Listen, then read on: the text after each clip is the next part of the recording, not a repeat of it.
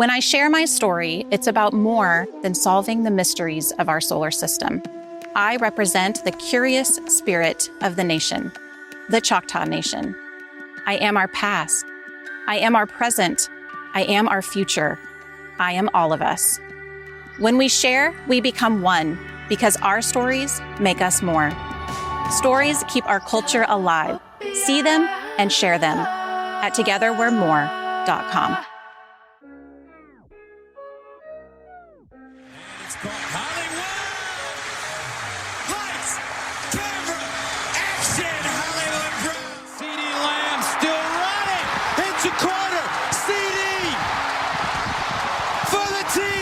People don't know what it is to be champions. Oklahoma invented it.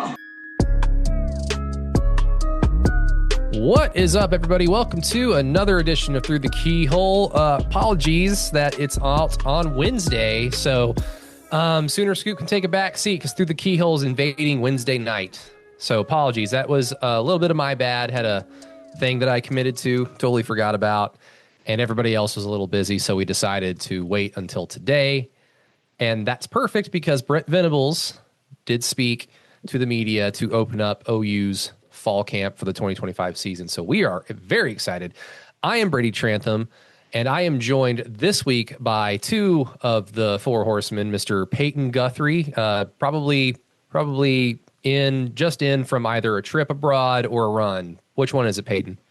No, I was up in Tuskahoma today filming the Choctaw Nation's 2025 State of the Nation address with Chief Gary Batten. So if you're a Choctaw Tribe member, go check that out on Labor Days when we release that. But that's where I was today in the beautiful Tuskahoma up there near Sardis Lake. Well, I mean, you should anyway if you listen to Through the Keyhole. I mean, Choctaw Nation's been very kind to us over the last year. So they have been. We greatly appreciate that. But yes, Peyton's always up to something. And now, like, the funny thing is we're getting close to football season. So hopefully the boss understands, like, well, I gotta do keyhole stuff. Like, it's not something I want to do. It's something that I need to do. You got to have that conversation. Yeah. Because we've got football games to win. Matt Burton is in fresh off of talking about this very subject that we will now talk about for another hour and a half. So you excited, Matt? Very excited. Didn't get enough out of my system. 3 hours. Did not get it all out of my system. There's a lot on the table today, so we love that.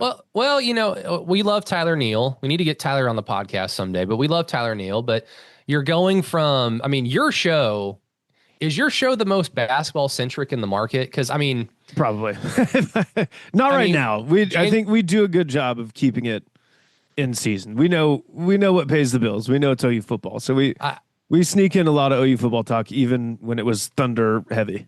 We'll give you the Illinois State game to stop calling it tip off and start calling it kickoff. Thank you. I'm going to need that. Honestly, I'm gone the weekend of the Michigan game, so I will be missing that game. But by week three, I will be able to. I think kickoff will be in my repertoire. We got to get Jeremiah Fears back to the game for the Michigan game because he's the Wolverine killer. It's true. Needs a little 4-point play at the end. Oh, he's going to need all the points. Suck it, Danny Wolf. Yeah, whoever you are. Played for Michigan. Sorry. No, so let's think about this. There's you guys, you and Tyler Neal. Then Jerry Ramsey and Daniel Bell. I would imagine that's pretty basketball centric. Todd was on today. Todd Lisenby was on today. That's going to be not football related. Yeah. And they had to cut in because I think they lost. I was trying to listen to Ben Arbuckle earlier today on the franchise app and it kept cutting out. So Todd and Daniel had to keep like, we got to talk about college football. Hey guys. Yeah. Hey, back. Sorry. We're trying to get this back up. Yeah, no, I was listening earlier. I was telling Peyton this before we got on, but yeah, had a little technical difficulties with the stream there for the press conferences on the franchise, but like I said to Peyton, better those guys than me. I was not at work at that time, so better those guys deal with putting out a fire than me. I'm sure whoever the intern was that's responsible for the broken feed has been disappeared at this point. We can only hope. Yeah, I don't even know who you're talking about. Let's get some housekeeping out of the way because we are getting into, I mean, I guess this is technically the launch of the 2025 OU football season in terms of through the keyholes perspective, because, I mean, like I said, Brent spoke to the media today to open up fall camp. I believe that they're actually practicing for the first time tomorrow, correct, gentlemen?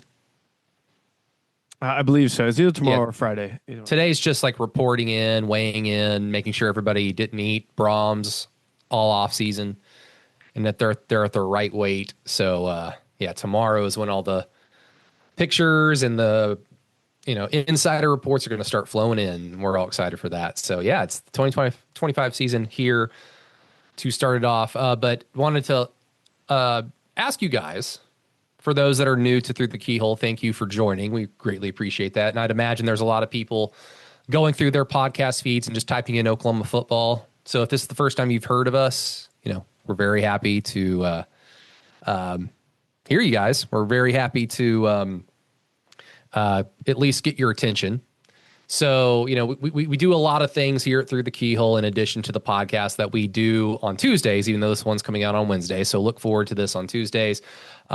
We've got this podcast that's free for everybody.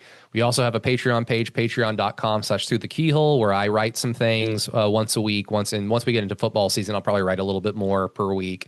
Alan Kinney, our host, who's not here today, will also be putting some of his thoughts down on Patreon. And we also put in one or two during the season, one or two extra podcasts per week on Patreon, so that there's extra OU football stuff for you to consume, listen to while you wait furiously for the next football game that Saturday. So check us out there at Through the Keyhole, or at patreon.com/Through the Keyhole. And then keyholepod.com is our free website. Go check that out. Free, like I said. That's where you can find Alan Kinney's blatant homerism column.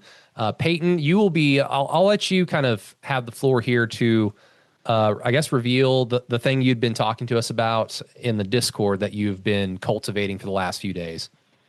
Yeah, for sure. I mean, first of all, thank you to the listeners and to the the keyholers, whatever we end up landing on that.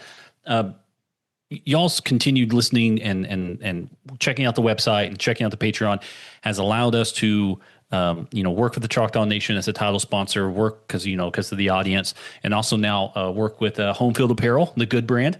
We are partnering with them for the first time this year, and we will be talking about their ads, talking about their products that they have, especially OU. They're launching out a lot of stuff. This year, they're doing the Can't Miss Kickoff 2025. So they are working on a rollout in August of a bunch of brand new stuff. August 8th, they have what is called the football boxes. There will be 4 essential all-exclusive boxes that come out on August 8th. So go check that out. If you want to check out anything they're doing, 10 a.m. Eastern time, or 9 a.m., God's country time. That's when they tweet out their first things they're trying to promote each day. Go check them out at Home Field Apparel. Great brand, friend of the podcast. We've had them on. We had the owner on the Patreon podcast one time. But it's very, very beneficial for us to, talk about them. You guys go shop them when it makes sense. And then it's just really cool that the podcast has grown via its audience enough to where we have brands like this wanting to associate themselves with Through the Keyhole. So thank you guys so much for that. And then, go share some love over to the good brand, Home Field Apparel. Absolutely, you should. Home Field, I mean, they've been getting more and more popular basically every single year. Every time we get closer to football season, I see more people rocking their stuff. As soon as OU gave them the green light to use some of the vintage styles, I think everybody was excited, even non-OU fans, because you got to love the Disco OU logo. It looks cool, despite its connections to the 90s. But it was there in the 80s too, and the 80s were pretty fun for the most part. But yeah, Home Field's been awesome. I had a chance to go to the Oklahoma football preseason kickoff event this past Saturday. Had a chance to go there. And it was really cool. You got to choose essentially between one of 4 things, between getting a free shirt or pullover or whatever it was from. One of them was from Home Field. One of them was from Fanatics. Gene Teal was another one. And there was, I think, Jordan Brand. I can't remember. But I have OU gear from all of them. And I have a handful of Home Field things. So I thought, well, I don't know what this Gene Teal thing is. So I went there. But I mean, the line for Home Field was pretty damn long. That was played part of the reason why I'm like, I don't want to stand in line, because Brent and the coaches are going to talk in the next 15 minutes. So I don't want to miss that. So was excited to go there. I also Did get to finally have not necessarily a question asked that I've had for a long time, but I did get a chance to bring up to Bill Bedenbow, who, like the coaches are kind of walking around and like meeting, people. And he's kind of by himself. And I walked up to him and I was like, "Hey, coach," introduced myself. Then I told him, so I went to a Metallica show in 2019 in Tulsa, and I'm like thumbing through Twitter. And then you had posted a photo, like the only time you ever tweeted, and it had nothing to do with recruiting. And you tweeted a photo of you at the BOK, during the show. And I just like, so you are a Metallica fan, and his eyes lit up, and we just talked about Metallica for 10 minutes. So that was a pretty surreal and cool, I guess, life scenario to find myself in, to talk to Bill Bedenbow, not about football, but about, I guess, our favorite band, Metallica. So that was pretty fun. But I guess wait for the Patreon episode if you want me to divulge any of that information. So Patreon. Did you ask him like, "Hey, who out of this offensive line group is James Hetfield? Who's Lars?" Like, just ask him. No, he did it by album. He did it by album. Which one's Reload? Which one's Load? Which one's Saint Anger? And why is it Fabechi Wee Woo? I like Saint Anger. It was the first Metallica album I ever bought with my own money, even though it sucked. Oh well. Can't all be winners. I think that one debuted at number 1, though, so not bad for one of the worst albums ever recorded by humans. But it is what it is. But yes, home field. We're very excited for that partnership moving forward. We're also excited about basically everybody else that's been with us. Kaizen Performance, the gym that I go to, that Payton goes to when he comes down here to Norman for games or just for visits. Mm-hmm.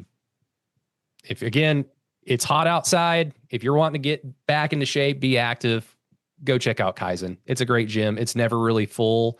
They're not hurting for business. Don't take that in the wrong way, but it's not a gym that you have to go in and swim through a sea of human beings, all of which are hunched over the squat rack, not doing anything, just looking at themselves in the mirror. It's not like that.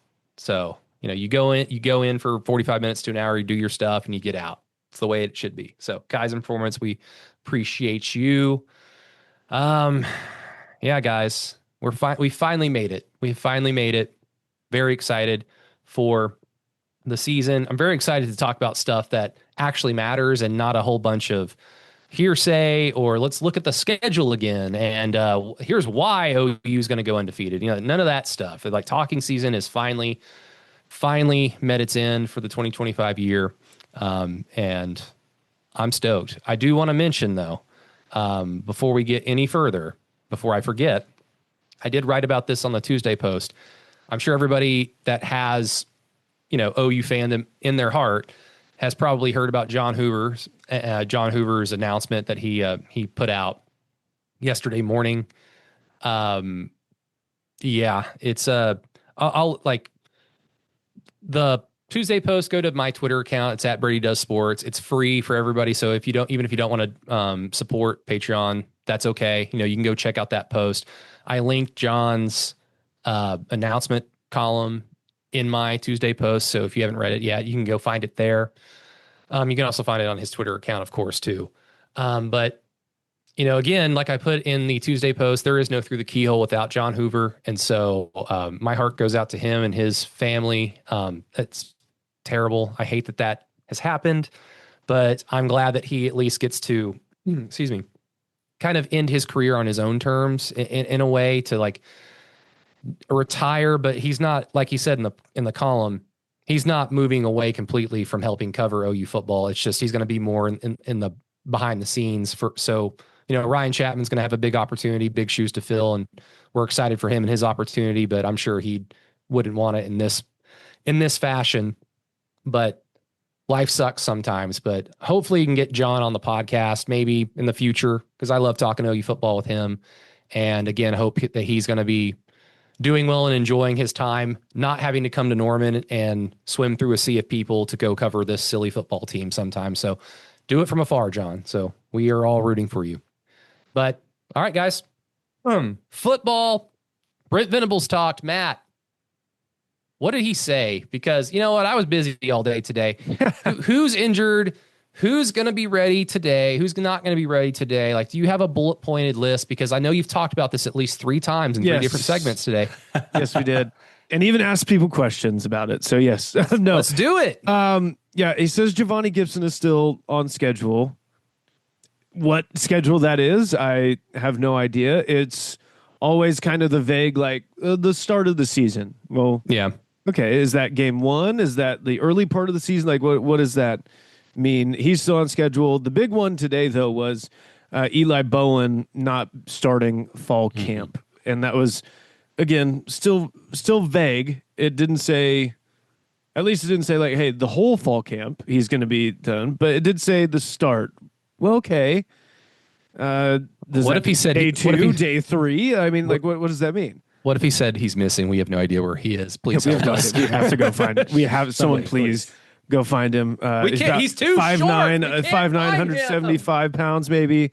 Go find him, please. But no, yeah, that was the big news, was the Eli Bowen stuff at a position where, it already has a huge question mark, and it feels like throughout the whole entire offseason, it's like, all right, Eli Bowen's over there. Who's going to be the one opposite Eli Bowen? And now Eli Bowen might not be there. So it's one of those things where everyone kind of heard that, and it was like, oh, little jolt you awake a little bit on a Wednesday morning. So should we even go through the talking point of here's why Eli Bowen not necessarily being ready for fall camp is a good thing for OU, because it's going to allow younger guys to get some reps. Does anyone care about that? I don't think OU is in a position to look at a player, especially Eli Bowen, who we have all understood he's going to start. The question is Gentry going to be healthy enough, not just day 1, but the entire season, to start on the opposite side? OU's not in a position to kind of look at this and go, well, I mean, this is a blessing in disguise, maybe. I mean, it could be, but I mean, a handful of guys had opportunities to play cornerback last year and get those valuable reps, and it didn't really lead to anything in the season. It could lead to something this year, but it didn't help us last year. So, I mean, Payton, when you hear something like this at a position of absolute need, it's between, like, in my opinion, it's cornerback and offensive line, right? Those are the two. Yeah. I mean, you could say receiver as well, but I think I've heard this on multiple podcasts, and I agree. Wide receiver, and especially wide receiver at OU, yeah, you can have an unfortunate year with injuries and guys not panning out, but for that to happen 2 years in a row at a place like OU, like, you're going to find guys that can catch the football. So to me, it's cornerback or defensive back and offensive line. So when you hear and see that Eli Bowen is not ready to start fall camp, I mean, do you start having flashbacks and Vietnam flashbacks to last year, or are you just like, maybe not? Are you ready for the new era of sports in Oklahoma? Want to be ready for some real Southern football? Kaizen Performance in Norman, Oklahoma is your spot for physical and mental growth. By empowering a lifestyle of constant, continuous improvement, Kaizen Performance's gym experience lends itself from the experienced training fanatics to those who want to make a positive change in their lives and everyone in between. Come see their new location at 158 Armstrong Court in Norman, Oklahoma. With experienced trainers who understand that every client has individual desires and needs, in-person and online customized training programs and nutrition plans, Kaizen Performance has everything to offer for you to meet your goals. Again, their new location is 158 Armstrong Court, Norman, Oklahoma, 73071. Seriously, Brady works out there, and so does Payton when he comes to home games. Come work out with us and get ready for the week-to-week grind of real Southern football. Kaizen Performance, Norman's own local gym where your goals are a workout away. Well, I mean, you have to hope he can show up by the Auburn game, but that'd be like the first time you're being tested. And even then, that's because Auburn's wide receivers, not necessarily who we expect to be receiving the snaps for Auburn and Jackson Arnold. Michigan's passing attack doesn't necessarily strike fear into my heart. That's going to be more of a run game type of a thing. Two teams kind of pounding their heads against rocks, trying to beat each other. So I'm not too worried about that. It is a chance for the other competitors to step up and move forward and get some live game reps. Eli played a lot last year. He's got that under his belt. What happens now is, now you have a lot of stress on Gentry. Can he hold up his side? Can he stay healthy? And then you have a player like Dolby, who's now being reported to getting a lot of snaps on the outside cornerback position, which I've heard from different people that he's a good fit there. But he's shown so much flash at that cheetah position to where I kind of feel like it's potentially a miscast. But where Oklahoma is on the defensive line and the linebackers, they have so many people they're trying to put in position. Like, where does Kendall Daniels play? Is he a cheetah type position? Is he like a big cheetah? And Dolby comes in as the passing down cheetah, stuff like that. So they have a lot of flexibility when it comes to that front seven, and then the safeties as well. And that back end are doing really well. It's just the weakness that Oklahoma already had, just potentially just continues to be the weakness. I mean, obviously it's not good news to hear from it. And the only way you can get positive out is, like I said, you have other players now getting live game reps, and that may be helpful down the line when Oklahoma goes to Dallas. I mean, again, the real optimism that you can have as an OU fan is that, OU is one of 10 or 12 schools that you can have a position unit that sucks the previous year. And then you just, when I say randomly, I mean to us, because we're not there, but you can just randomly get better at that position because you're OU and you can recruit and you can develop. You've got the resources. Most other programs have to retain their talent and cultivate it over a few years in order to get past, a previous year's failures to next season's successes. OU was not very good overall in the secondary outside of like individual players last year. I mean, Payton, do you remember what was it, like the third and long numbers or the third down conversion numbers were bad from a passing standpoint. They gave up a lot of big plays, and any big play they gave up really killed OU because OU was one of the worst teams in terms of being able to produce a big play on their own. Yeah, Oklahoma's issue last year was explosive play rate. I mean, they weren't great at that. They were very great down to down. Great. They're very good down to down. They're very good rushing efficiency. They're very good in your standard downs. Yeah.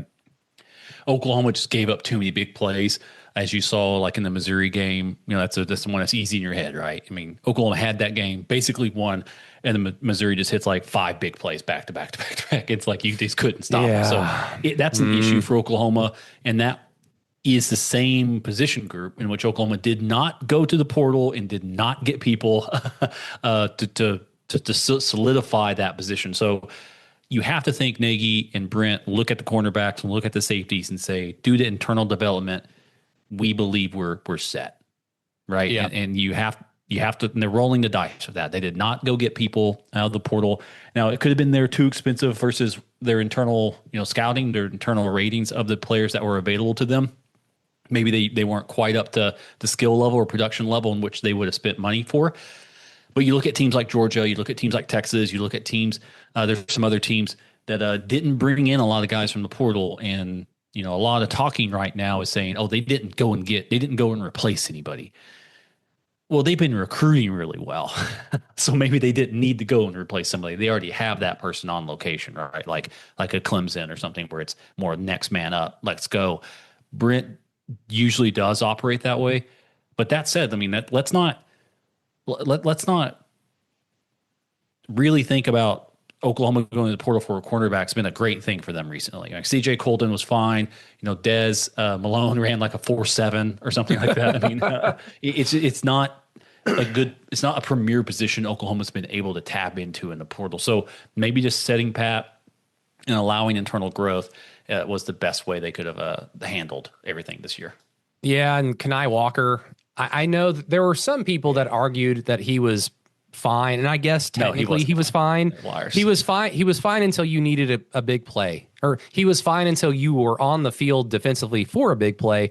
Then the opposing quarterback would say, "Where's Kenai? There he is," and then they would throw his way, and then first down or touchdown. Like so, Des Malone, incredible football player because despite being able to run a 4.7, I always felt like he was in great position half the time. He was always in position to make the play. He just never did. Yeah. Yeah. He seemed like a football player, but less an athletic player, I guess. So probably a good coach guy, like coaches love him. He knows what he's doing, all that type of stuff, but he's not going to, flip the hips and run, which is, it's kind of needed in the SEC. Unfortunately. unfortunately. Well, I mean, I guess it's not necessarily a revelation because we've known that this player could probably do this, but Brent, I confirmed it basically today. But Kendall Dolby can come in an instance like this and play cornerback. And I think we're all fine with that because I think we all have high opinions of Kendall Dolby, rightfully so. The guy is an incredible football player. He makes this defense good, he makes it great. I would probably make the argument, and it's hard to make the argument because, I mean, we were so bad last year as a team. If Kendall Dolby doesn't get hurt, maybe OU's team is able to crack into a very low end of being in the elite of the SEC's defenses because he's that important. Like you lose Kendall Dolby, that's not a good thing. And OU didn't necessarily crater as a result of it, and that's a testament to the development and the depth and all that and the talent and all that jazz. Brent Venables' defensive coaching, but he's an incredible player, and so him playing cornerback makes a lot of sense when you've got guys that are banged up and can't practice. And it also opens the door potentially maybe for Kendall Dolby and Kendall Daniels to be on the field at the same time, with Daniels being more of the run stopping cheetah, where Kendall Dolby can kind of take care of the cornerback duties as well as just being an extra coverage guy in the secondary. And I think Gabe Eichert on the Gabe Eichert Experience said the other day that if Kendall Daniels doesn't start, there's not one transfer starter from the previous cycle on this OU defense. And there's only one transfer starter overall, and it's Dominic Williams. So, I mean, Payton, like you and Alan have been like very adamant about the whole process by which Brent Venables has built his program and how he initially came in and said, I'd like to do it this way.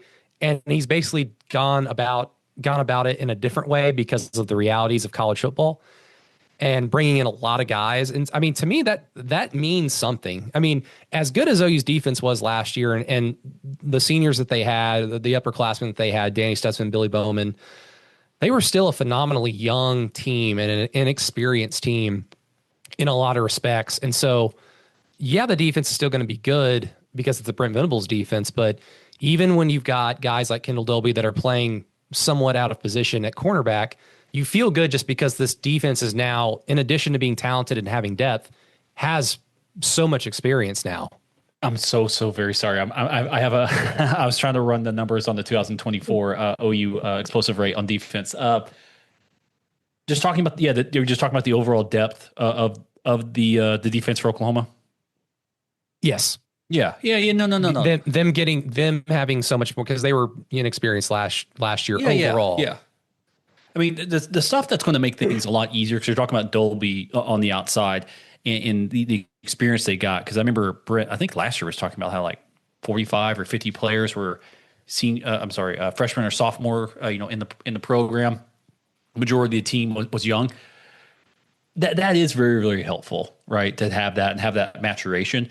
What's more helpful, and I want to kind of lean a little bit away from your side of it, is that you have potentially what's now being talked about quite openly, the best defensive line in the SEC. And there's a lot of youth there as well. David Stone, Jaden Jackson, they've got some guys. Nigel Smith has some weight, close to 300 pounds now finally. He came in like at 245, I think. So him getting up there is very, very beneficial, very, very helpful for Oklahoma. Those defensive ends are now growing into themselves. I'm hearing a lot about Wine on potentially starting opposite of RMT. That is going to help the quarterbacks, whoever they are, much more than anything else, right? I mean, if you can get to the quarterback, you can cause havoc in the front seven. If you can cause havoc on your four down without needing to bring linebackers, that's going to be very, very beneficial for whoever is on the outside. But you're right. This is now time for a bunch of kids who have been developing to show up. Billy Bowman's not here. Danny Stutzman's not here. These players who have been here for a long time, 5 years, are now out. This is fully and completely a Brent Venables football team. That is something we haven't seen completely, and we're going to for the first time in 2025-26 season. And that is really going to show us, has Brent just been getting bad hand after bad hand, or is this a coach that now has the ability to lay the foundation of a successful program? Did it take 4 years to right the ship via coach leaving, a conference change, offensive coordinator changes, a bad hire, having to survive all those things. Some of them self-induced, obviously, and also the ever-changing landscape of college football. Brent made the correct changes? Has that been navigated? This is the first year to really find that out. The team being young and having developed and having time taking those bullets and taking those shots. The team knows what it's like to lose. They know what it's like to lose. My assumption is they don't like it, and they'll be playing not wanting to have that taste in their mouth. Yep, and that's I think baked into the whole wave of optimism OU has enjoyed basically since SEC Media Day from a handful of people now that are going on record saying that. Another guy, I can't remember his name. Another guy went on some radio show or a podcast and said OU's going to win the SEC, and I'm just like, look, I'm picking them to go 9-3, and so technically my Sooner fandom is going off the charts because we were awful last year. And I'm still saying 9-3 should be the standard that they get held to in 2025. I don't know about SEC champion, but yeah, if that happens, I would love for that to be correct. But Matt, did you guys at all go through the list of names of guys where, okay, Illinois State, who's OU trotting out there in an ideal world? Because that would include that. Let's just assume Eli Bowen won't be ready for Illinois State, whether it's because they're just this is Illinois State, so just take the extra weekend of rest and we'll acclimate you as we, maybe Michigan, maybe a little bit after that against Auburn, like Payton mentioned. Let's just take Eli Bowen out of the equation. Who's out there in addition to Robert Spears Jennings, maybe Peyton Bowen at some point? Who you rolling out there in the defensive secondary? Man, Gentry Williams, assuming health. Especially it's Illinois State, just test things out, see what he's got, especially after missing basically all of last season. And then honestly, man, Kendall Dolby, I would probably just roll out there. I'm torn, kind of like Peyton was saying, of man, do you really take him out of that cheetah spot that he kind of made his own? But you bring in a guy like Kendall Daniels, and you have some other guys like a Reggie Powers. Samuel Masigo played a lot of cheetah last year. You have some guys that you could rotate in there if you are really feeling hey, having Kendall Dolby, that is, at corner is the best move. But yeah, let some of those young guys like Cortland Guillory, and Devon Jordan see if they got something. Again, it's Illinois State, so that the stakes are low. But if it's Michigan, it would surprise me. It would surprise me if it's not a Dolby and Gentry Williams if Eli Bowen's not healthy by that time. Just to have some older guys out there that you have some confidence in. Peyton, do you have any thoughts? Are you buying any hype or drinking the Kool-Aid for some of these younger guys? Or, who were some names that we were hearing around this time last year? There are a lot of Jacoby Johnson, I feel like. Well, yeah. Well, Jacoby played though, and a range, a spectrum of takes. Some people think that he played fairly well. And I guess if you consider that the coaching staff wasted his absolute time at wide receiver for 5-6 weeks and hampered his development at that position. Considering that, yeah, he probably did play pretty well, but I think we all just remember him falling down against Missouri. What about Devin Jordan? I remember last year with him, it was the fastest person on the team, the fastest kid on the team. And then Brent said today, I think it was today or as SEC Media Days, either one, that he might be pound for pound one of the most athletic guys on the team. So we'll see. Didn't really say anything amongst all that. You didn't really say anything about how good he is at playing corner. So we will see. The Jacoby Johnson thing for me is I don't know what last year was. He got asked to move over to receiver at a time. How did that affect him on the opposite side of the football? But if you're creating your corner in a lab, dimensions wise, Jacoby Johnson is what it looks like. I guess no one has any faith in Rocky Calamus' son. What a shame. This podcast is not an Oklahoma football fan podcast. He did change his number to number 20, so the 20 Calamus jersey might go hard this year. Oh, yeah. A 20 Calamus jersey with an SEC patch on it. Oh yeah. Rocky, who would have thought? Look at us now. Can't imagine it. I mean, let's stick with the defense, guys. I mean, even though I think the meat of this podcast is going to be about Brent and his thoughts about the offense, because it's less to do with what we all think the offensive additions, OC, QB coach, having a QB coach, something sweet and cute and unique like that. How upscale of us to have a quarterback coach at the University of Oklahoma. Who would have thought it? It's less to do with those things and more to do with just Brent's opinion of how he thinks the offensive additions are going to make them better. Because he said it in a very interesting way, but we'll get to that in a second. Payton, you've always been the let me look at those weights type guy. I mean, are you at all excited to potentially see some updated depth charts, whether it be, I mean, I can never remember. They'll release something like in the next few days that has updated measurements, right? They're not going to wait until the week of Illinois State to release information like that, right? Am I misremembering that? I feel like for fall camp, we have an idea of like, oh, thank God David Stone's north of 300. Yeah, they usually have a they usually do like a fall camp kind of a weigh-in thing before the official ones of the game week. The issue is what I want to say the issue is we'll get that soon. We'll be able to move forward. The thing that really geeks me out now is, it feels like we're just talking about the same stuff over and over again at times, but Oklahoma under Grinch didn't have a single defensive lineman north of 300 pounds. Now Oklahoma is going to have like, I don't know, 6, 7 guys that are 310 plus. I mean, it's just a different, as Hugh Freeze says, Oklahoma's got the length and the girth on the defensive line. It's very, very good to see that. And then some of the running back numbers I'm excited to see just weight wise, like how big is Ott? How big is, Xavier? Has Xavier slimmed down slightly? Has Ott put some pounds on to kind of handle SEC? That kind of stuff is going to be really, really interesting to see that development and the cultivation of that talent and that physical maturation this team's had over this offseason. I mean, what is it? Would it be? I mean, what's his name? Nigel Smith. Is Nigel Smith? Is he healthy? For some reason, I feel like I remember something about his. He was in a boot, I think, for spring like a scooter in a boot. Did Brent update that at all?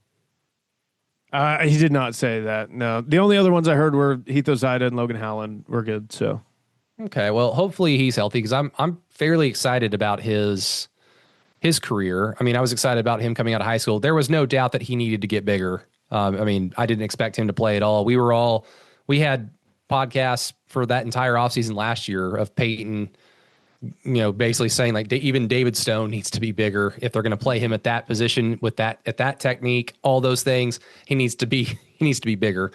Nigel Smith, on the other hand, definitely much bigger. But I think around spring, we saw some report, or maybe it was just a height weight measurement release, and we were all like, "Oh, Nigel Smith, yes!" And then unfortunately, he was hurt. Not that we had a spring game or anything to watch, but you don't want to be hurt for spring and miss time. But if he's able to play, is he the only guy as of right now? Because I'm looking at the roster on Sooner Sports. Is he the only interior defensive lineman south of 300, Payton, or is there somebody else? Interior, not edge guys. Interior. Grayson Holton probably not 300. Yeah, Grayson Holton, I think he's like 285, something like that. Yeah. He's a little bit smaller overall, but he's not on the field. He's obviously big, and you want him on the field, but you're not putting him on the field to be big. He's the pass rushing interior guy, right? Yes. Yeah. Him and Stone play somewhat similar. Stone is actually able to hold. I think he's like 310. If I remember seeing some numbers that I saw earlier today. Oklahoma should interior guys. I'm seeing 3 guys under 300, or 4 guys under 300. These, I'm not going to say everything I see, but no, it's grown quite a bit. It's grown quite a bit. And it's nice to see it. It's nice to see Oklahoma have that depth, because Brady, and Matt too. I mean, we've all been fans of Oklahoma for a really, really long time. And even when Oklahoma was good, it was, we'll wait till they play in a bowl game. They're going to play an SEC team. They don't have the depth on the offensive line, the defensive line. They're not big enough. It's all quick and flash and, the spread offense. And now Oklahoma does seem to finally be able to say, we can also just beat you this way too. It just gives Oklahoma options that may have not been available to them, even in our heyday of fans when we were younger and really, really, really involved. Well, I'll pose you guys this question. And Matt, I do want to get to the question you asked me on Monday on my radio call in, because it inspired at least one of my 5 optimistic predictions on the Tuesday post. And I'll ask it right now, Payton, so you can have a thought, but we'll get to it a little bit later. Between David Stone, Peyton Bowen, and PJ Adebawore, who like, if one of them has an incredible season, like which one should it be? Like which one equates to more success for OU? So just think about that for now. But I'll ask you guys another hypothetical question. Would you want somebody opposite of R. Mason Thomas to have a good season? If you can only have one, someone opposite of R. Mason Thomas, whether it be, PJ can be in there. Is it Taylor Wine? Is that the guy who's getting a lot of offseason hype? Who else do we have? Like Marvin Jones Jr. Who still needs to go get his helmet, apparently, because he had a sign in his We got to tour the locker room, which was really cool. I could not believe that I was in OU's locker room. I was fanboying out. I was very thankful to be there. But he had a sign that said, you need to report and go get your helmet like sized up or something like that. Marvin Jones Jr., Danny Okoye, he got a specific shout out from Brent Venables during SEC Media Day. So it can be any one of those guys. So someone opposite of our Mason Thomas has a really good year, to the point where you have like 2005 CJ Ayu and, what was his other name? He used to be our defensive line coach a few years ago. Thibodeau? Thibodeau, yeah. You had CJ Ayu, Calvin Thibodeau, Jeremy Beal, Austin English, those duos. So something like that, or somebody opposite of Eli Bowen. So let's just imagine Eli Bowen is healthy and Gentry Williams, or insert other cornerback here, is good and healthy all year. So what do you think is more important? Someone opposite of Eli Bowen or someone opposite of R. Mason Thomas? And Matt, I'll start with you. I'm going Eli Bowen. I think R. Mason Thomas is what he is. He is that dude. Well, sure, but in theory, if you only have one guy that you're worried about as an offense, you can shift that protection. Right, but I'm also banking on the interior guys being pretty good as well. That Jackson, Williams, True. all those guys. So I'm banking on that. I would just at least feel a little bit better, a little bit more at ease if you could sit there and tell me like insert player, insert other corner is just holding his own and just like, hey, you don't really need to worry about that side of the field sometimes. Like, so I don't know, that's just where I'm coming from it. But do stay tuned to the hypothetical that you asked me earlier, or that I asked you on Monday that we're bringing back up here. Oh, I'm excited. Okay, Peyton, do you think otherwise? Because you're the front seven guy for the most part, or are you all in on, if there is a weakness on a Brent Middle's defense, it's in the secondary. So if I get a guarantee of shoring that up, I'll take it. But are you still like, nah, I want to go get the quarterback? I'm a very, very big fan of making your strength stronger.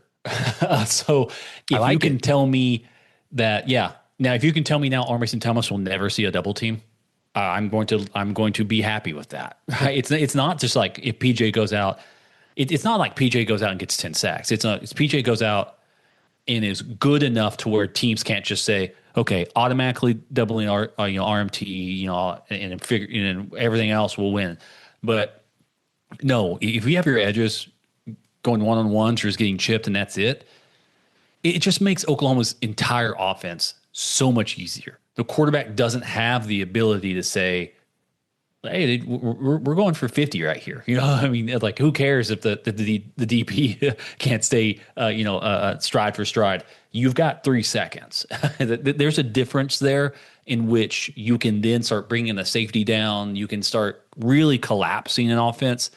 That's the stuff that's going through my mind. We've seen it. We saw 2008. We saw them play 2 extremely good defensive lines, and we saw what happened to Oklahoma's offense. Like what happens when Bradford's getting banged around. You just see what happens. It just, you don't have the time, you don't have the ability to run that exact same offense, and you start getting a little desperate. You start making mistakes because things are being pressed upon you.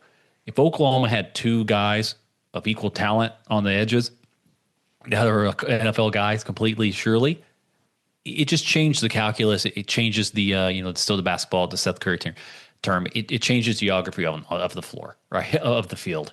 Everything comes in, instead of it being like 20-yard gains or 10-yard gains, those things become 5-10 yards. Like the field just shrinks for an offense at that point in time, and you just make it to where they become extremely one-dimensional because they can't do a 5-step or 7-step drop. I mean, that's big. That's big time, and you can survive by having safeties. Then if that's happening at that point in time, you're not having to bring safeties down. You're not, you can keep them over the top, cloud coverage. I mean, there's things you can scheme away from. Having one really good defensive end is very helpful. But Brady, like you said, you can scheme that. You can always chip. You can shift the line, and now all of a sudden, guys are getting open, right? I mean, we've seen it. Having someone next to Eli Bowen would be great.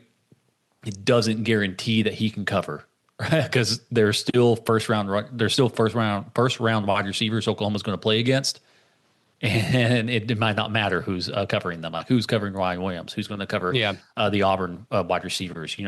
It's going to be difficult no matter what happens. So just getting to those quarterback and knocking them on their ass is probably my best bet. Hell yeah. No, I, with respect to Matt's thought, I think I'd agree with you, Payton, just from the standpoint of I've been very critical of the secondary under Brent because I remember my childhood and teenage years when Brent was the defensive coordinator, because it was a lot of the same shit. Great front sevens, great linebackers that just from sideline to sideline, fast. But if there was an Achilles heel, it was getting beat over the top. And I remember podcasting, whether it was on Inside OU back in the day with John Hoover or during the Through the Keyhole days under, with Alex Grinch and all these defensive coaches over the last handful of years. I also remember bitching and moaning about if you're going to get beat over the top because you're playing aggressive. So I prefer the way Brent Venables coaches, and the ways that we've been beaten. Like it makes sense to me. I'm still angry in the moment because I'm a fan, but I prefer to play defense this way. And so while I've been very critical of the secondary, I don't know about you guys, and Lee Benson, if you're listening, you can text me and tell me that I'm wrong because you played defensive back, so you know more about this.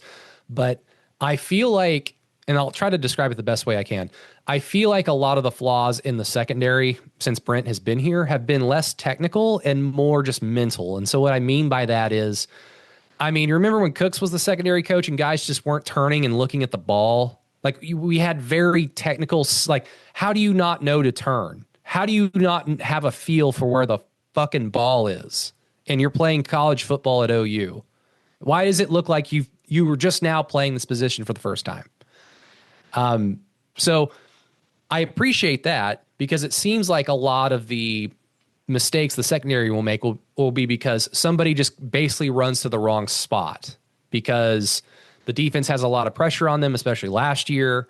Brent puts a lot of pressure on the defenses anyway, but last year they understood that if we screw up once, it might spell doom for us, despite how well we've played the entire game. Missouri is a great example. The defense played exceptionally well the entire game, and they were undone by essentially one fucking drive where one guy went the wrong way, and then they converted on a 3rd and long, and we all remember what happens there. So if you have a better pass rush, an even better pass rush than what we saw last year with better interior defensive line play, more experience, and a guy opposite R. Mason Thomas, I'm willing to assume that if Des Malone, like I mentioned, was in position, they're going to find a handful of other guys that can be in position. It's just going to come down to just be mentally sound. And if the offense is better, like we're all hoping and thinking that it will be, there will at least be less pressure on them to not fuck up every single drive, every single possession. So I'm hoping that would be the case. Matt, am I off base here?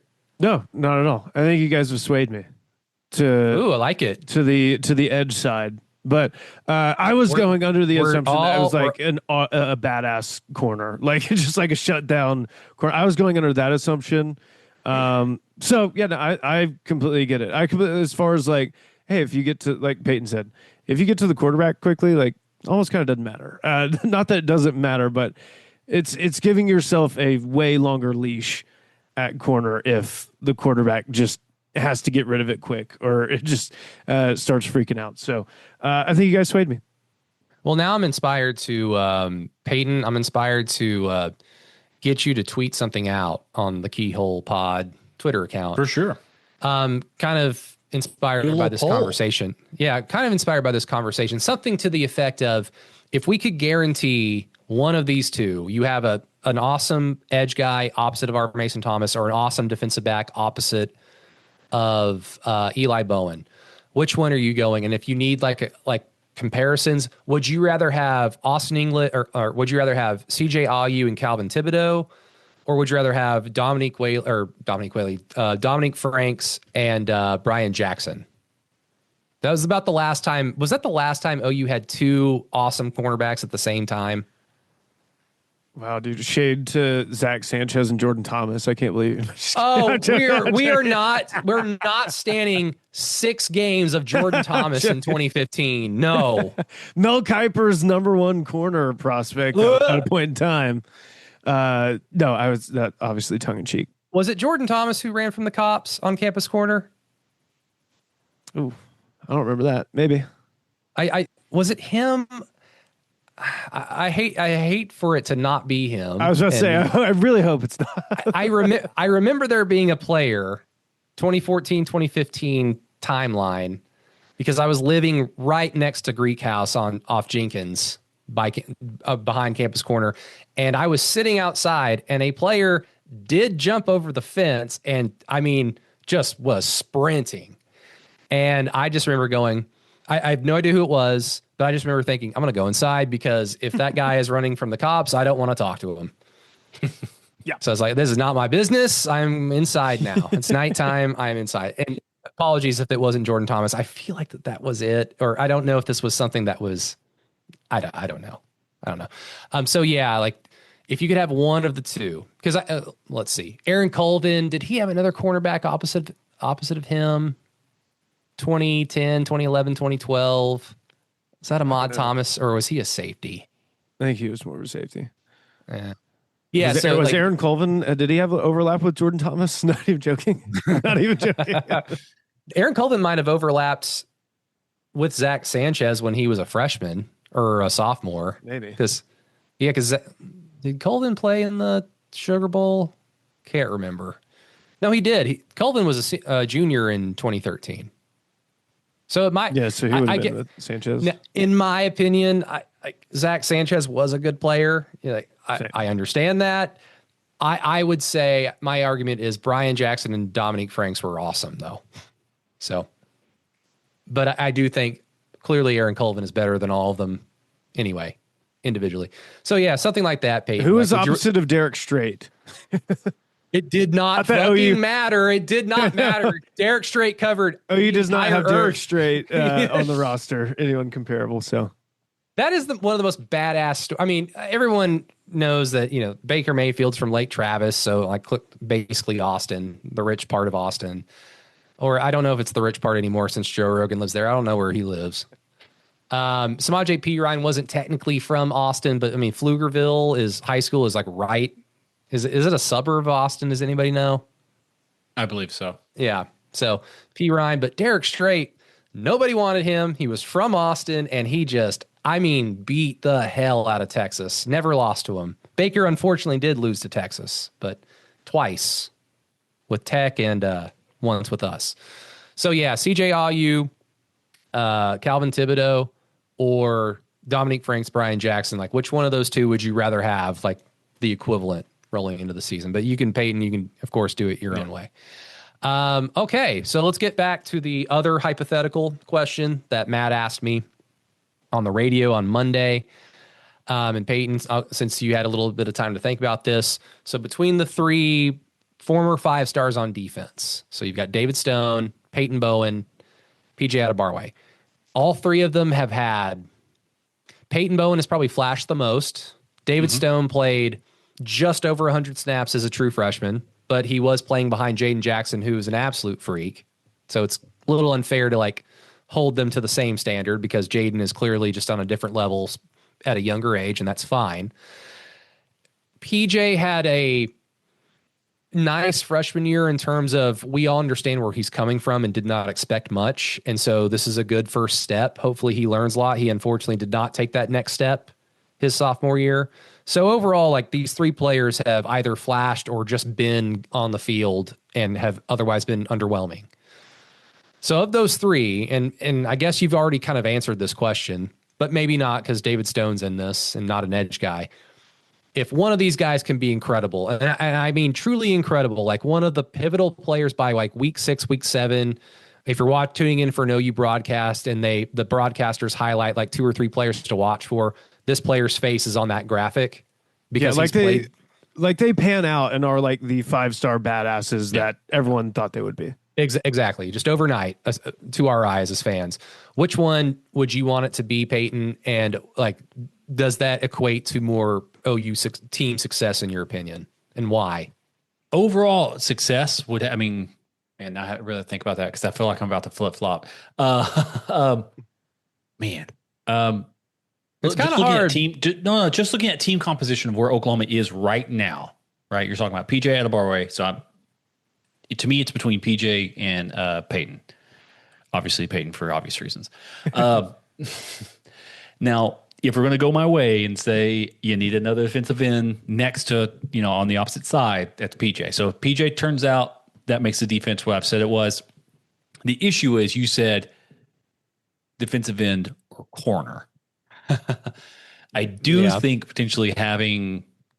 All right, I'm just going to completely flip flop my my thing in there. I think if Payton were to shine off like a 5-star player is, and we say and everyone's like, "Wow, this is a first round," because that's what they project 5-star players to be, a first round draft pick. If he's a first round safety, that means you're able to use him up and down the formation all across the field everywhere, and he's making plays. He is intercepting the football. He's causing fumbles. He is blocking punts. He's doing everything you want someone to be, and he is creating havoc in a way that Oklahoma hasn't had in the secondary in quite some time, right? And especially the way that he plays, how he does. He's not just like a center fielder. Like he's coming down and hitting people very, very hard. So even though 5 minutes ago I talked about defensive end, I do think that potentially gets itself taken care of. I think personally I'd like to see Peyton Bowen really, really, really, really pop off, mainly because of the recruiting saga and the last second flip and the didn't send the paperwork in. I would like to see that pan out, and it would be something cool because then you'd have like the Bowen brothers, graphic popping up, stuff like that, like the Bash brothers or something from like Mighty Ducks. So I think that would be kind of cool. Yeah, no doubt. And I guess I'll add the bullet point, guys, to what would be deemed incredible. So like to me, like if Peyton Bowen hits his absolute ceiling, because the player that I had in mind, especially after his freshman year, where he just seemed to make a bunch of awesome big time plays, because he's a little bit on the shorter end, maybe like Honey Badger-esque, a guy that can just, I'm going to go make a football play. I don't care what the damn play call is because I know the play's going over here and I'm going to go get the football. So having a player like that, because I don't think he's like Brandon Everidge and just going to start laying the wood or something like that. His coverage skills have been a little hit or miss, and a lot of misses that I can point out in my head and remember, especially last year when he was healthy and able to play. So maybe just a guy that makes a ton of awesome, like Sports Center highlight top 10 plays. So like Honey Badger, David Stone. I mean, Peyton, you'd have a better feel of this. I mean, like him hitting his ceiling. What is he like? Who is he like? Hitting the very top of his ceiling. He's Warren Sapp. Warren Sapp. If you say he is like boom, 5-star defensive tackle, he's going there.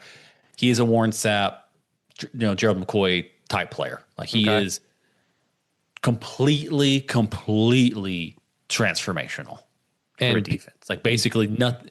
That's if you say the very, very, very tippy top. he's Gohan. He's gone to beast. He found beast mode or whatever.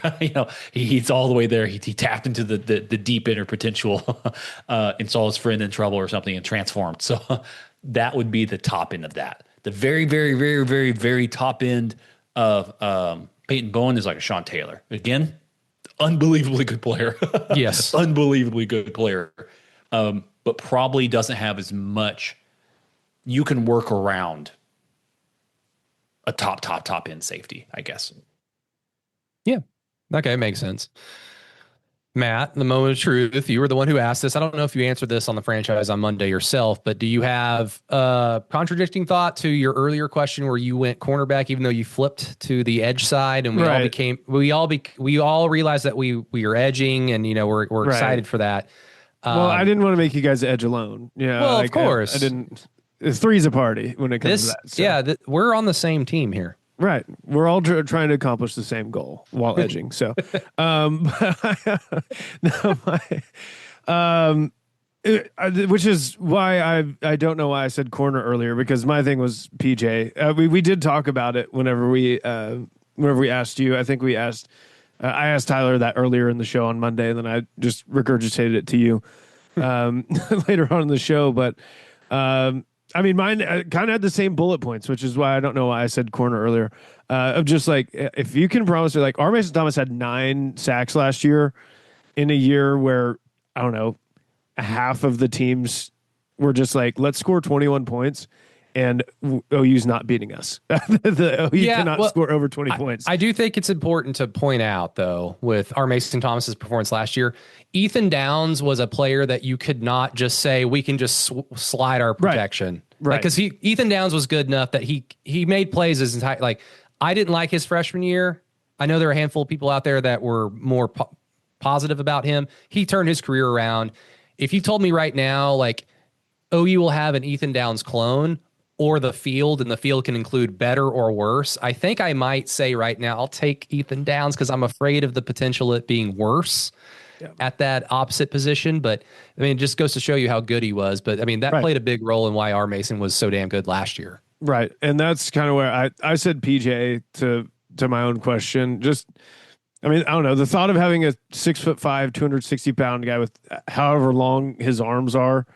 And if we're talking about, like, okay, they turn into a badass 5-star, that's what they're supposed to be, first-round pick. You're talking, what, like 14, 15 sacks? Like, somewhere around there, sacks to go along with R. Mason, who got 9 on a team where it was literally just let's score 21 points because OU's not scoring over 20 on us. It's like we're not – and the only times where – teams got into like obvious passing situations late in games, like the Tulane game, the Auburn game. R. Mason just absolutely took over those moments whenever it happened. So if you could have another guy on the opposite side doing that, and not only that, like if PJ, and again, this is a huge hypothetical because last year was injury laden for him, didn't get to see much of it.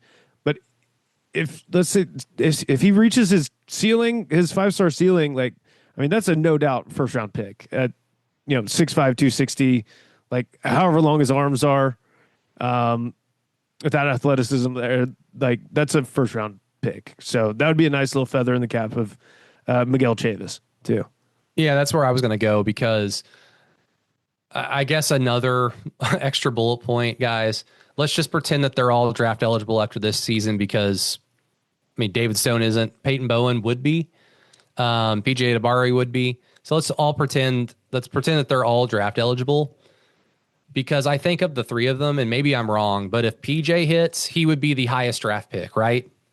Because he's going to test well. Yeah. If he gets any type of production this year, he will be invited to the combine. He has to play enough and have something, because scouts are probably already drooling over him right now for the same reasons OU drooled over him in high school. Is the perfect scenario for PJ to have like 4.5 sacks, 5 sacks, something like that next year, but it's kind of towards like the end of the year, maybe like he kind of pops off at the end of the year where it's like, okay, he's on NFL scouts radar, but maybe he's not going to the NFL this season. And then he comes back and it's like, well, he kind of figured it out toward the end of last season. I mean, yeah, I mean, Like for OU, being selfish for OU, is that OU's like perfect scenario? Like, oh, he kind of figures it out the last 3 or 4 games, and you're heading into next season thinking, all right, this guy you can build around. well, yeah, if he's able to, I mean, he might even get, I mean, he's probably going to get a fairly good draft grade, even if he plays as much as he already played, just because of what his body type is. And when I say fairly good draft grade, I mean, he might be drafted. So it would be a big gamble for him to decide, like, do I want to go get paid now? I mean, I'm sure he's making a pretty penny at OU as it is right now. Or do I come back and like really catapult myself? I think that that's probably an easy, in this day and age of college football, I think that that's an easy answer. You come back. So yeah. I guess so. I guess you're right, because if he pops off day one, obviously that's going to be good for OU. I mean, I'm always of the opinion, win the games now, because every game as an OU fan is important and every season is important. And I would love for the drought to end at 25 years and not 26. So let's just be great day one. And maybe you can throw a big bucket of money at him and just like, do you just want to, like, just for shits and gigs, want to come back, man? Please, God. Miguel Chavis and Brent are talking to him like, I don't know, man. The NFL scouts said this might be a flash in the pan season. They're not believing it. They want to see it again next year. The NFL, PJ. It's the NFL. You can't kiss another teammate. And Christian Wilkins he's out of a job now. Maybe. I don't know what Christian Wilkins did, but all I know for certain is that the Raiders waived him, and I was so mad the Dolphins didn't pay him. But hey, if he did something bad, I'm not saying that like his alleged thing is bad. I mean, obviously, you always get consent. Consent is important, everybody. Kids, listen out there, always get consent. Young people, adults, everybody, always get consent. But if he did something bad enough to get him kicked off the team, then I guess the Dolphins didn't miss much. But man, it would have been nice to have Christian Wilkins last year. But the Dolphins suck. They could have Dan Marino. Oh, wait, they did have Dan Marino, and it didn't matter. They didn't win a damn thing with Dan. Sorry, Dan. All right. Matt, that's where you can put another commercial. Let's move over to the offense before we get it out of here. I guess one little lighthearted moment, because Payton, you had mentioned Hugh Freeze and his length and girth comment from today. Was it DJ Durkin that talked about taking it easy, or Hugh asking him to take it easy on Jackson Arnold in practice? Am I remembering that correctly? There were some reports that DJ Durkin was asked to keep things simple and easy for one Jackson Arnold. And Durkin reported back, the number one important thing to come out of camp or something like that is to have a confident quarterback. So he did not deny, obviously. But yeah, that seems to be the case, that over the time of that season, I mean, of the off season, Auburn made sure the defensive schemes were easy enough for Jackson Arnold to gain confidence, which, hey, take it or leave it. We saw what Jackson Arnold was without confidence, so maybe this is the right way for them to approach him as a quarterback. Who do they open up with? Is it Baylor? Yeah, watch out, Baylor. Yeah. Here comes confident Jackson Arnold. That's true. Now that you mention it, only to lose that confidence by the second quarter. But hey, first quarter Jackson, like first drive Jackson Arnold. Whoo! Bless his heart, man. I mean, none of us are parents on this podcast, Matt. I'm sure you've got like kids that are 16, 17 by now, all over the world, knowing you.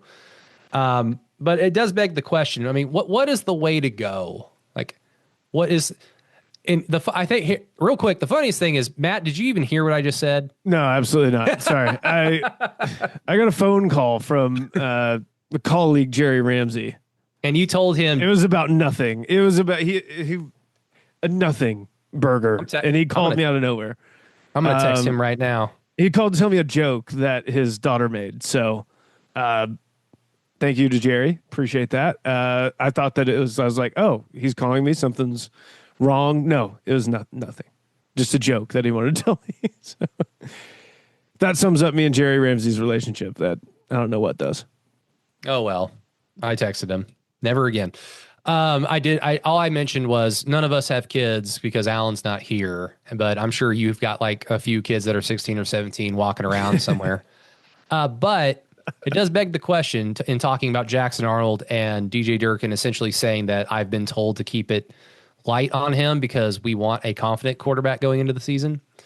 It does beg the question, do you hyper protect the one you are sworn to protect, your child or your one-time transfer broken quarterback?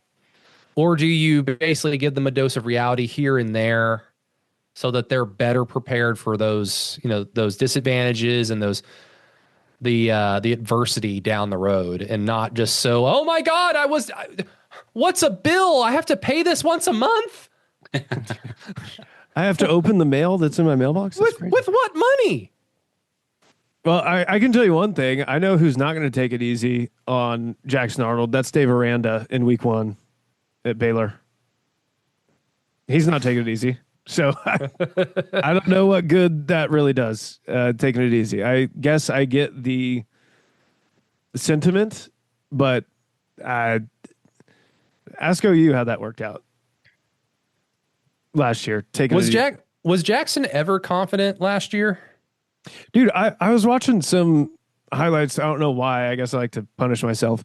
But watching some of the games back from last year, he had some throws against Temple where I'm like, where did that go? Like, again, it's Temple. They were awful. They were a god-awful football team. But he had some throws where I'm like, okay, why didn't you – where did that go? That went away very, very quickly. So they also had some bad plays against Temple. They scored 51, but it was the defense had 6 turnovers in that game. So that totally skewed OU's defensive stats. Oh yeah, and Jaron Kanik had the scoop and score on a fumbled punt. Like, it was a weird game, but there were a couple throws where I'm like, that didn't look bad. Like, I mean, he stepped into it confident, and then it just was the best throw of the season the one that got Jaleel Farouk's foot broken, or was it his deep first ball? First play of the year, or was it his first ball or his deep ball to JJ Hester against LSU? That was a good one. Yeah, the one against Maine to the one to JJ Hester, the 90. No, yuck. I rewatched the Ole Miss game. It was on the SEC Network last week, I think, and that little flip touchdown pass he threw to Bauer Sharp, where Bauer was wide open and he threw it, I mean, like a jackpot ball for no reason.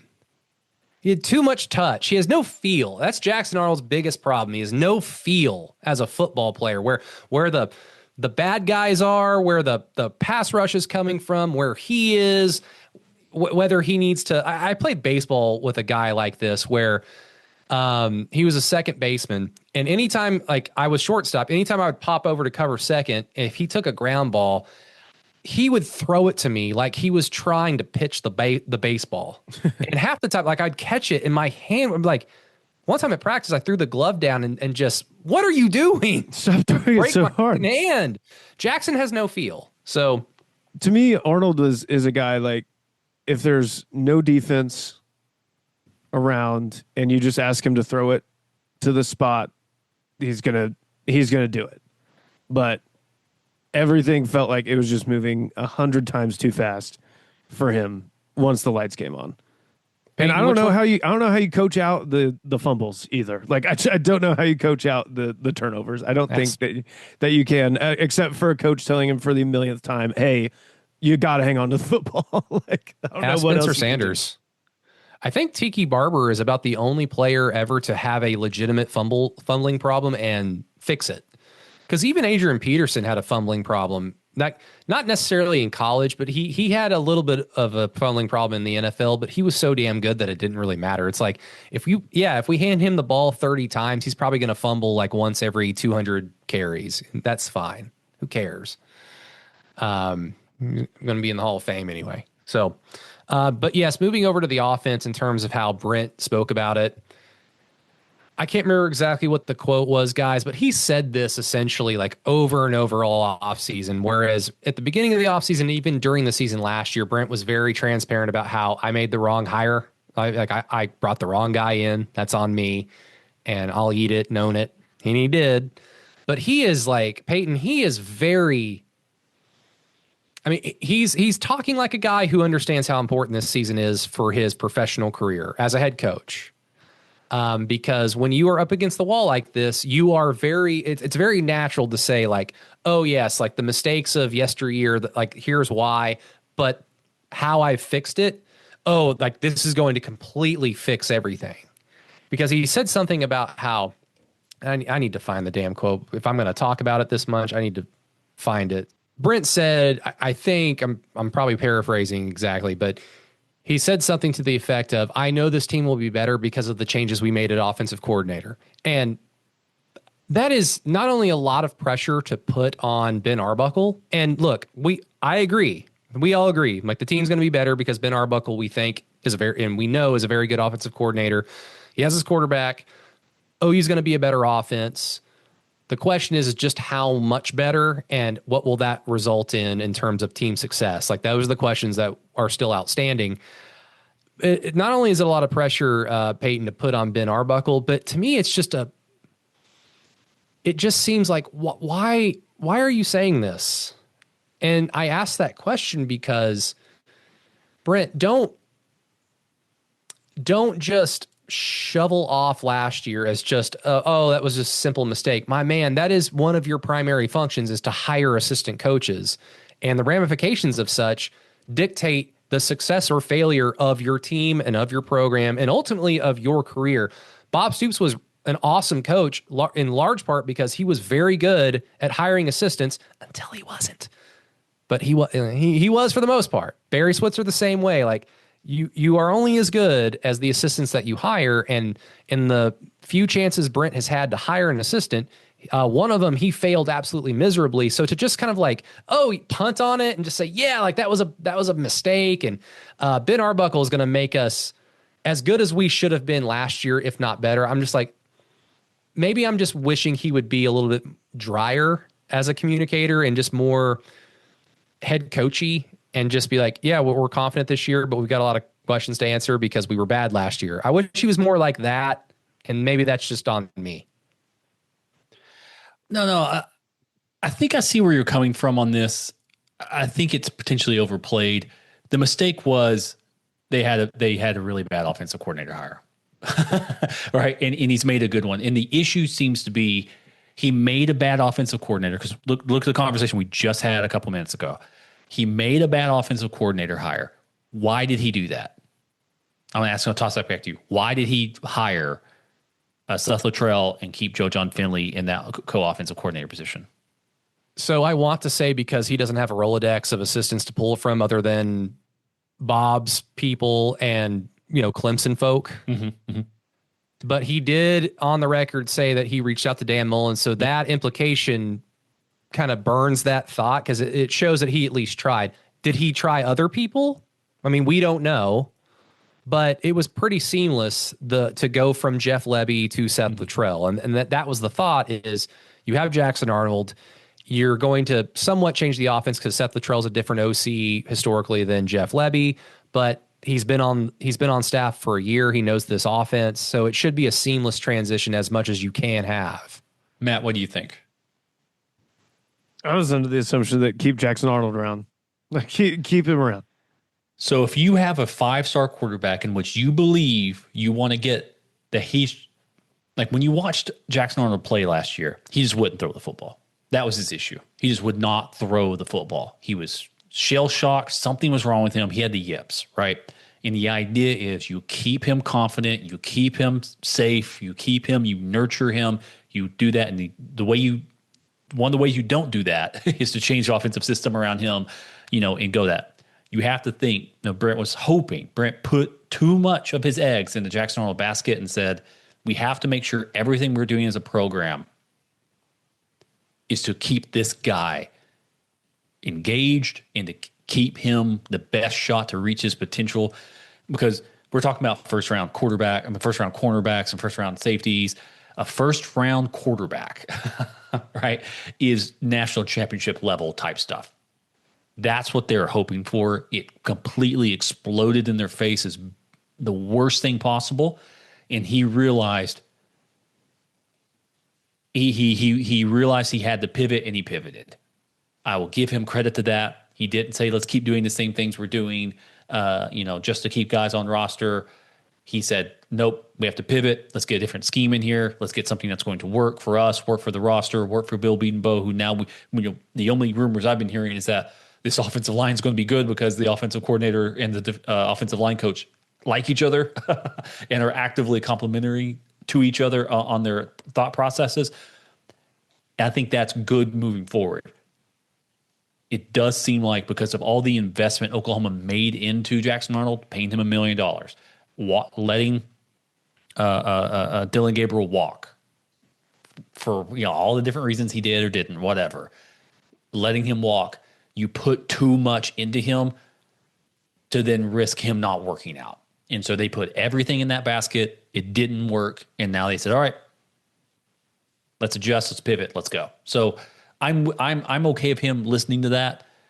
He's never going to say that's the reason why, because that's trashing a player. That's trashing. There's a lot of stuff there. It's okay to quote unquote trash Seth Luttrell because you paid him a lot of money.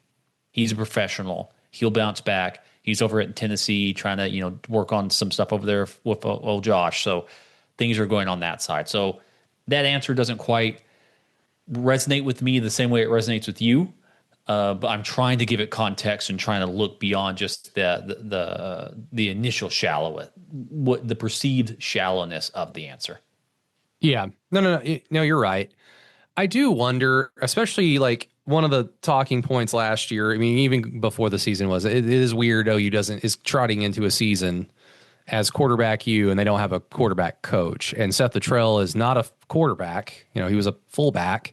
He's never coached quarterbacks, and yet we're to assume that just because Seth Luttrell has been in the game for a long, long time, he no doubt probably has an understanding of how to coach quarterbacks of different temperaments. And this is probably the most talented, in terms of just the talent, the most talented quarterback he's ever been able to coach in Jackson Arnold, so it should be fairly easy. But of course, we found out that no, it requires professionals that are specified in their expertise of being quarterback coaches in order to be present. But because of all that, I do wonder, Jackson Arnold and his dad were like, we're going to leave unless you have Seth Luttrell, because apparently Seth Luttrell and Jackson Arnold didn't talk much during game and practice. Not enough, because remember, Jackson Arnold, according to Auburn, just was in a bad situation, didn't get a lot of great coaching. So I won't argue with that, but I wish we had a better understanding, or just it was a little bit more transparent, like it somewhat is in the NFL, where all the assistants that are getting interviewed for jobs, and it's less. I mean, Brent was asked about Dan Mullen, but in the future, not did you reach out to him? He brought that up himself, which is surprising because coaches don't really ever bring things up like that up, but he did. I just wish we had a better understanding of Brent asked X, Y, and Z, and they all said no for one reason or the other. And so they had to essentially settle for Seth Luttrell. If that was what we knew, I think last year would surprisingly be easier to stomach. I mean, wouldn't that make it easier to stomach for you guys? If we knew Seth Luttrell was like a plan D and not just we're OU, fuck it. Let's just have the OU family and just Seth Luttrell's going to work because he's a Sooner. I would say yes, but they had literally the worst offense in all of college football. I don't think anything would have made that easier to stomach, to be honest with you. Watch out, Tennessee.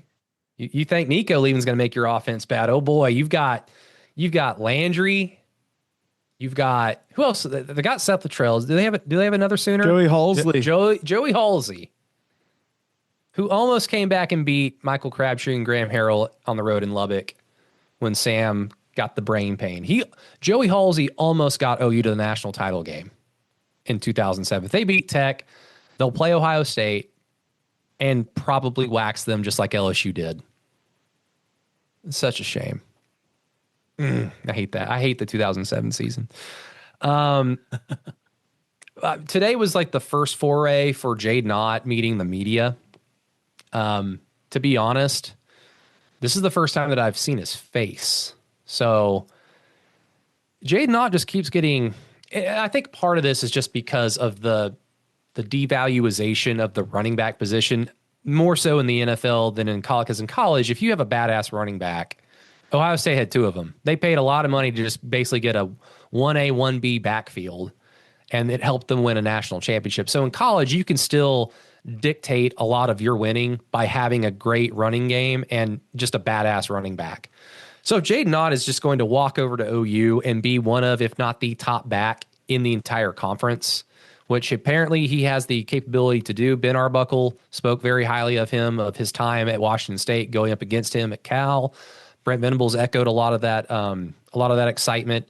I mean, guys, are we all still snake bitten by the last handful of years at the running back position for OU where, because I know Scoop last week, they talked about, or McQuistion thought that Jaden has the ability to be the best back at OU since Joe Mixon. And while I don't know if he was doing this on purpose, or maybe he absolutely doesn't think of Rodney in this way. Rodney Anderson in 2017 was, I think, in that same level as like Joe Mixon, DeMarco Murray, Adrian Peterson. And yes, I mean, Adrian Peterson, DeMarco Murray, Joe Mixon is probably way more talented than Rodney, but what the production, Rodney was special for those 7-8 games, and unfortunately he was just not meant to play football. But Rodney, I thought, was great. If OU can have that kind of production and that kind of big playability where, I mean, Rodney was one of the best players on the field against Georgia in the Rose Bowl for the majority of that game. If OU can get that out of Jade Knott, Payton, I mean, that's, the offensive line doesn't even need to be amazing. It would be great if they are, but if Jade Knott is that good, I mean, it makes the offensive line's job a little bit easier because you're worried, if you're a defense, you're worried about John Mateer throwing, you're worried about him running, and then you have to worry about Jade Knott. And so it just makes it harder to key onto somebody, and that's where a guy like Jade Knott could really feast. What if I say you get somebody better than Rodney Anderson? Well, I mean, right. that would beg the question of player. Is that Joe Mixon in your opinion, or are they? It's a Joe Mixon style player. Yeah, okay, for sure. Just because of the receiving component that he has, that Rodney Anderson wasn't the greatest at. Rodney Anderson was a throwback blue blood running back. Odd gives you a chance to be very, very flexible. He's your DeMarco Murray, right? That's the style player he could be, where he could still run between the tackles. He can still be that traditional guy, but you can split him out wide. You can do some really interesting stuff with him, which changes changes the offense completely. I mean, Matt, what have you been visualizing when you remember that Jade Knott transferred here? Because again, it's just been Ben Arbuckle, John Mateer. Oh my God. Right. Maybe Jaron Kanik at tight end. Oh, that would be cute. Right. Jade Knott. Yeah, not to I don't know, maybe am I tempering expectation? I don't know. Maybe like a more explosive Eric Gray. In the 2022 that is a wide spectrum. If we're going from Joe Mixon to Rodney Anderson being kind of in the happy middle, his 2022 season specifically, Eric Gray, the 9th best rushing season in OU history, by the way. Just still crazy to think about that's in the top 10. But and then Eric Gray is pretty good at catching passes as well. So a more explosive, whatever the A plus version of Eric Gray would be. Just for kicks and giggles, by the way, I looked up Rodney Anderson's game log from 2017. He did not get more than 4 carries in the first 5 games of the season. First game, 4 carries, then 3, then 4, then 0, then 1. Then he got 10 carries against Texas, where he had 48 yards and a touchdown.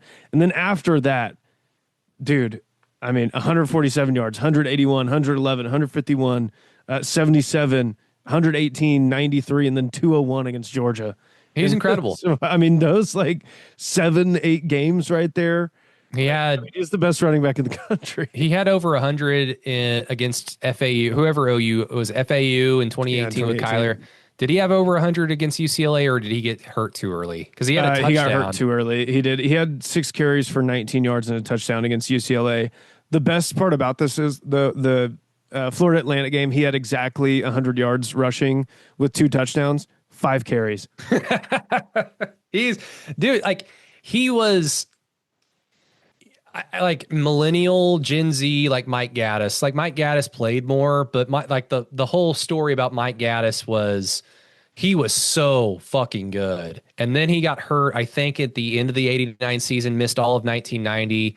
And he was still really good in 91, but he was clearly like not at the same level as he was before he tore his knee up.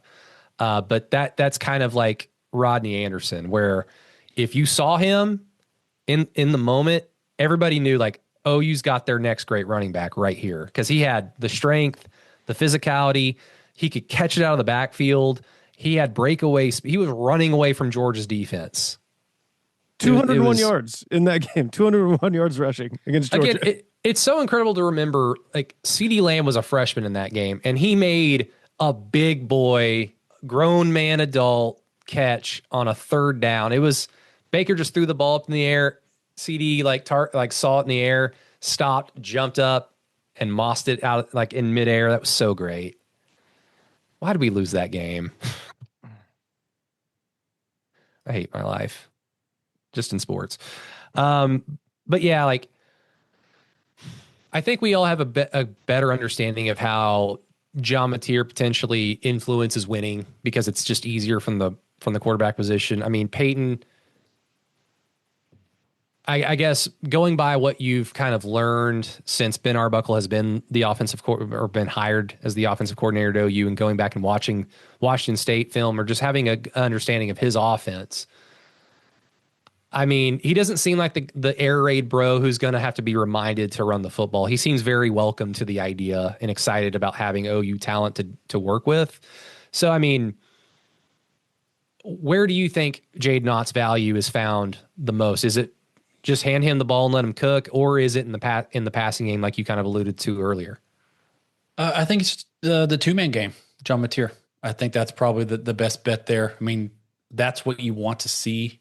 I mean, one of the reasons why you bring John Mateer in is because of his potential as a running threat as well. I mean, he's not just a drop back. There's going to be a lot of zone read. There's going to be a lot of stuff like that. It's going to be putting a lot of pressure on those teams. And it's just helpful. It's helpful to have that. It truly, truly is, to put that sort of pressure on it. We've all seen it. We've all played against mobile quarterbacks. It's really, really, really annoying to have to deal with it and like chase guys down and be like, this sucks. I thought you had him tackled.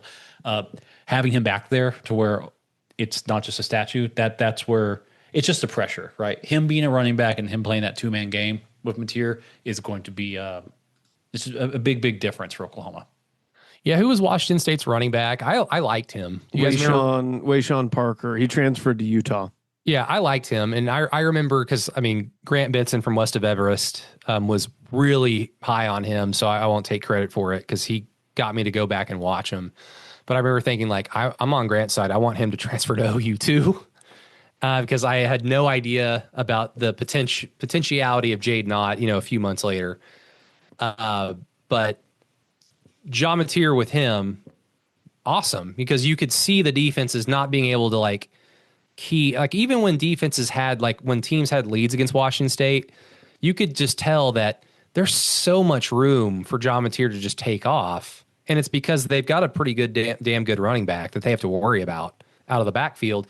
But now you just put that on steroids because Jade Knott's much better. So yeah, you also put on steroids and you also just hand the ball off more. Mm-hmm. Right. John Mateer's not rushing for 115 times or 130, 150 times. I will say, if you had to guess how many carries John Mateer had last year, how many would you guess? I think it's like 170, and it's something 178. And again, this is off ESPN, so maybe sacks get included in that. Since I believe I look at Sports Reference. I believe it's 170 something. Okay, I would include sacks as there. It's the same thing. You're taking, like, if you're talking about a quarterback who's, one of their greatest assets is them taking off, then you have to include sacks, because the whole point is how much of how much punishment has he taken? Yeah, he had That's a lot of punishment. 178 carries last year for 826 yards, 15 touchdowns. I would be shocked if John Mateer rushes for more than 100 or 100 times that are called. Does he have to take off a handful of times a game because he bails on the play? That's different. Because if you're taking off, you're probably taking off to green grass, and then sliding. But designed quarterback runs, like that tech box score is so hilarious. Have you guys remember? We talked about it earlier. He was like 7 of 11 for 100 yards passing and a touchdown, and had 27 carries for almost 200 yards. Those wishbone numbers, man. It felt like just going back and watching again. I didn't watch every single minute of every single Washington State game yet. There's still time for me to do that before the season starts. But it did feel like, especially around the goal line, they did a lot of QB power, stuff like that with him. So we'll see. I don't know. And there were a lot of QB draws on 3rd and 11, and John Mateer is just better than San Jose State, and he ran for first down and more. So who knows? We'll see. We will see. We kind of put that over under. We put it at 500 rushing yards this year for him. 826 last year. I go over because over 500. I think it's essential to OU success. I don't think that it's a cherry on top. I think that he needs to go north of 500. I mean, if we're talking 9-3 or better, you might see 700 yards rushing and 8 touchdowns rushing. Because in order for OU to win 10 games, it's possible. Is it likely? Probably not, but not very likely, I should say. But it's definitely possible for them to win 10 games, to get to the SEC title game, for John Mateer to get to New York for the Heisman ceremony at the very least. I mean, he's got to have north of 35 passing touchdowns and almost 10 rushing touchdowns, in addition to OU being good, right? Yeah. I mean, he basically had that last year. 44 total touchdowns last year, I think. Yeah, but it was against San Diego State, Matt. San Diego ain't even a state. That's funny. Oh, well, guys, are there anything else, any pressing matters from the, I know Ozida, and I might've said this at the beginning, but Ozida and, who was the other, Logan Howland, are healthy and ready to go, for fall camp after their offseason surgery. So that's great. I think that puts it into a situation, if you're thinking about Michael Fasusi, what happens if a true freshman starts? Because you see Texas fans chirping about how that could potentially be a bad thing, that the 5-star lineman that they wanted starting day one is a bad thing. Well, if he starts over a handful of these other guys that are healthy, ready to go, and have experience, he's probably that good. So, and go learn against Illinois State, and Michigan would be a very good test, because despite the talent they've lost, they're a proven defensive system, and I'm excited for that challenge as an OU fan. So, is there anything else that we need to talk about? Did Brent talk about special teams? Do we care? I care. I care about close games and having a good kicker. Although, the kicking game was surprisingly pretty good last year, right? Zach Schmidt had a little bit of a resurgence. For a time, and then I think he missed one. He hit a nails field goal at Jordan Hare. I was there, and I remember going oh boy, oh boy. I think it was maybe even a 38 yarder. So it was come on, it's not a guarantee, but we picked a hell of a year to have a good kicking game, because it did not matter. But guys, we're here. Fall camp is going to be underway. We might have some more tangible things to chew on for Keyhole next Tuesday. So look forward to that for your free listening pleasure. Payton, do you have any more summer conditioning podcasts dropping on Patreon this week? Working on Alabama for this week, but we'll see how the week's getting short, so we'll find out. I'm reaching out to some guys. People have said, yeah, sure, let me look at my schedule. So trying to get that taken care of, looking at the good old Crimson Tide. Hopefully this week over on the Patreon podcast. Well, they're probably thirsty to talk about the Alabama OU game, though. You sons of bitches. You kept us from the playoff. So, well, we just got mojo over you, Bama. It's okay. Like, weird schools have mojo over OU, and we can't explain it. Unfortunately, Notre Dame has mojo over us, and that's a man, that hurts my feelings to say out loud. But they do. Facts are facts. So yeah, patreon.com/through the keyhole for more off-season podcasts just like that. The summer conditioning series, which is going to be coming to a close pretty soon. So get on board with that. We'll also have one more patron interview, I believe this weekend on Friday. Try to put that out. Maybe hold on to it for maybe a few days, because I also am going to be recording my annual preseason pod with the West of Everest boys, both Lee and Grant Benson, on Sunday. And we'll put that out hopefully that night, unless the summer conditioning thing falls on that same day. We'll put that out on Patreon as well, for everyone's listening pleasure. But yeah, we're excited about that. Keyholepod.com again for Blatant Homerism, for the last few off-season and fall camp columns before we get into 2025 football season that we're all excited for. But yeah, everybody, thank you so much for listening to Through the Keyhole. Greatly appreciate it. Matt, thank you last week for putting my preferred exit song to that episode. Anytime. Had a handful of people reach out, because I'm always surprised when people listen to podcasts all the way through. I think I'm weird because every podcast I listen to, like as a loyal listener, I do listen to them start to finish before I go to the next one. It's very rare that I just say I'm out on this one and go on to another one. So I always listen to the very end, and I'm always surprised when people tell me that, oh, I heard that last thing you guys mentioned, or in this case, I like the song you guys played at the end. So that was cool. So rest in peace, Ozzy Osbourne. And once again, shout out to John Hoover. Good luck to you. Hopefully you don't miss the beat too much. The beat will miss you. We will miss you as readers and listeners, but even though you're going to be taking a little bit more of a backseat role, or behind the scenes role, I should say, hopefully you enjoy the added time you have with your family and friends. But yeah, you're still around, so I might bug you. If you're listening, John, I might bug you and ask if you want to jump on a podcast later on. But for the absent Alan Kinney, who will probably be here next Tuesday, Mr. Matt Burton, Mr. Payton Guthrie, myself, Brady Trantham, everybody, thank you so much for listening to Through the Keyhole. Until next time, Boomer. Sooner.